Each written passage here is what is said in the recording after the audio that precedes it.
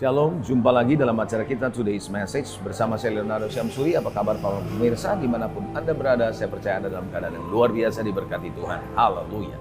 Nah, kali ini saya akan berbicara soal penyembahan yang sejati. Saudara, dalam Yohanes pasal 4 ayat 23-24 mengatakan bahwa akan tiba masanya dan sudah tiba sekarang bahwa penyembah-penyembah benar atau penyembah-penyembah sejati akan menyembah Bapa di dalam roh dan kebenaran. Karena memang Bapa menghendaki atau mencari penyembah-penyembah demikian.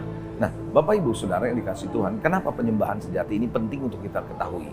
Karena tidak sedikit orang-orang percaya hari-hari ini di dalam gereja, mereka melakukan penyembahan hanya sebatas ritual, kegiatan, acara, program.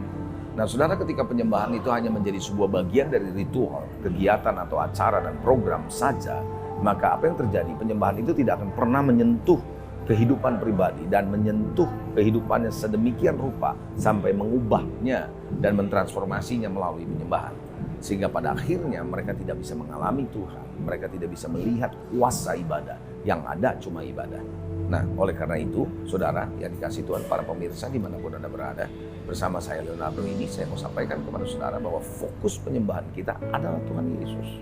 Pribadi Tuhan Yesus Kristus, bukan kemana-mana. Bukan musiknya, bukan worship leadernya, bukan singersnya, bukan ambience atau suasananya, tapi adalah pribadinya, yaitu Tuhan Yesus Kristus. Karena dia adalah sumber atau pusat penyembahan kita.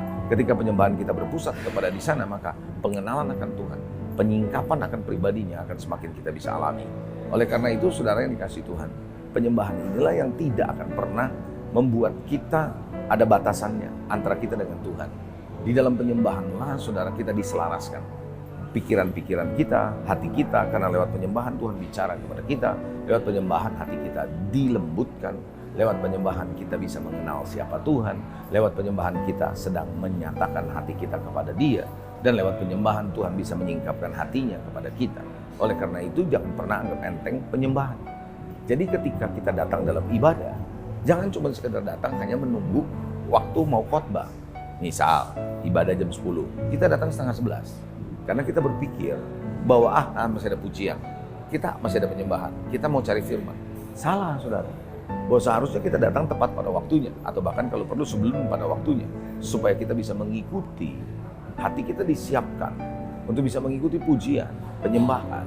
Dan kalau hati kita digemburkan lewat pujian penyembahan, disuburkan atau dibentuk atau digarap lewat pujian penyembahan ini, maka hati kita siap untuk ditaburi oleh benih firman. Oleh karena itu, Bapak Ibu, hari ini saya mau ajak saudara, dimanapun Anda menyaksikan program Today's Message ini, belajar saudara, bahwa penyembahan menjadi sesuatu yang esensial dalam kehidupan kita.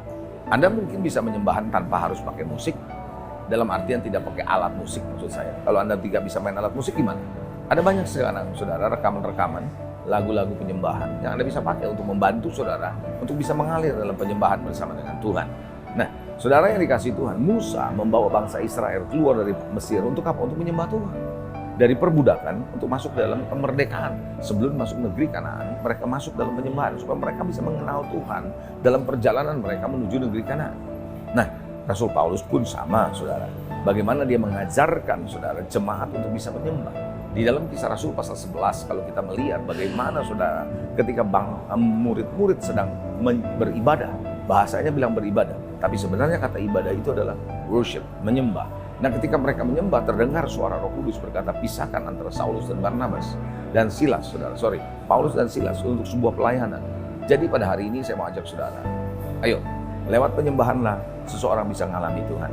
Lewat penyembahanlah pikiran, hati kita diselaraskan oleh Tuhan. Dan tanpa disadari hati kita dilembutkan. Disitulah kita mengalami yang namanya kesegaran kembali. Disitulah kita mengalami kekuatan kembali dalam penyembahan. Jadilah penyembah yang sejati, bukan cuma sekedar ritual, melaksanakan program, menjalankan bagian dari ibadah saja. Tuhan Yesus memberkati. Sampai jumpa di acara kita selanjutnya, Today's Message. God bless you all. Amen.